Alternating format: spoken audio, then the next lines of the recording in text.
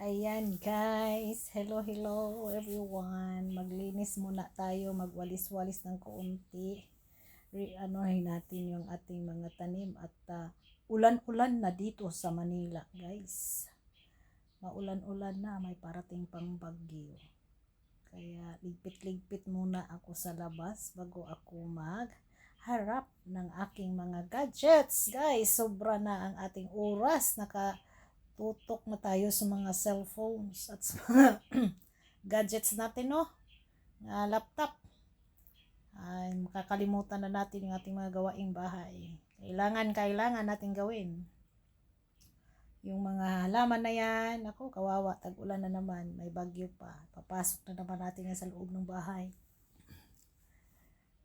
Nasira na yung ibang tanim guys dahil busy na ang oras, okupado na. Mahilig lang talaga po ako sa tanim eh. Kaya ayan.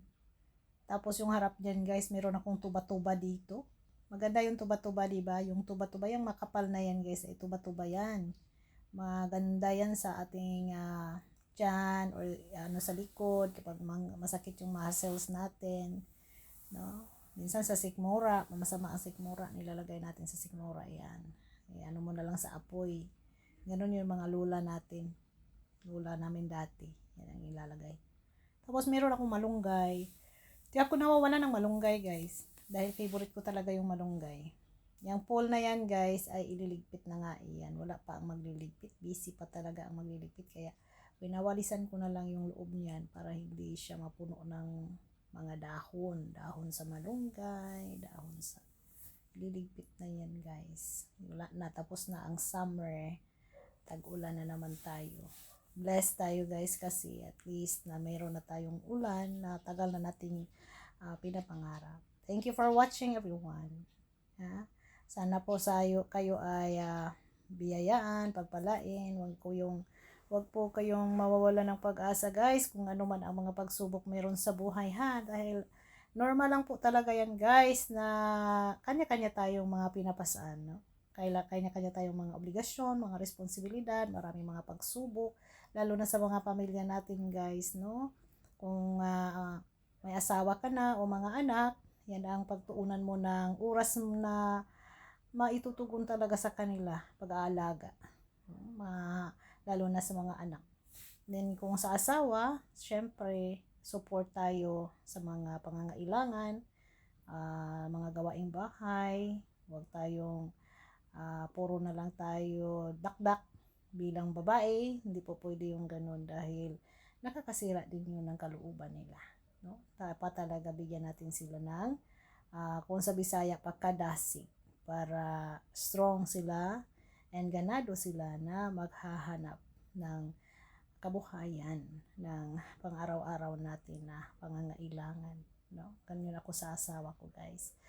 Then ayan, kaya ako ay naglilinis para matatapos yung mga ligpitin na muna. May aso pa ako, may pusa pa ako, ganun talaga ang dami kong mga kailangan na gawin araw-araw. Hindi maiiwasan guys. Oras natin tuktok sa pagsusupport, ganyan-ganyan, dami nating mga obligasyon sa team. Pero hindi naman po pwedeng napabayaan natin ang ating mga gawaing bahay. Kaya, tuloy lang ang laban, tibayan ng ating kalooban at ingatan ang ating mga katawan, lalo na po ang mata. Dahil dito na itutugon natin ang ating mata, tutok talaga tayo sa mga gadgets guys. Huwag tayong magbasa, no? After tayong magbabad sa mga gadgets para hindi sasakit yung ating ulo o itong ating mata. Ganun talaga guys. Ganun yung mga turo sa ating diba ng ating mga magulang na bago pagod na yung mata mo, huwag kang huwag mong basain, huwag mong abusuhin dahil hindi maganda. Pagkapagod na, overuse na yung mata natin, tutok sa oras, ilang oras ka na nakatutok sa cellphone. Diba?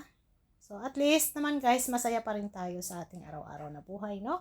Huwag nating kalimutan guys na maglaan ng oras, magdasal tayo sa araw-araw nating buhay at matuto tayong magpasalamat sa lahat mga biyaya, mga grasya na ating natatanggap araw-araw guys.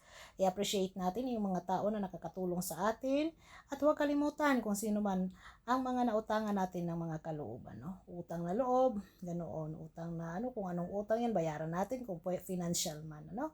So maraming salamat sa inyo guys, sa inyong pagpapanood sa aking mga videos. Hindi kayo nagsasawa. Nawa kayo po ay pagpalain, bigyan ng biyaya sa araw-araw.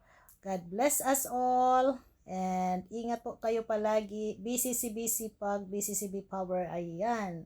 Thank you so much guys for watching. Bye-bye. Love you all.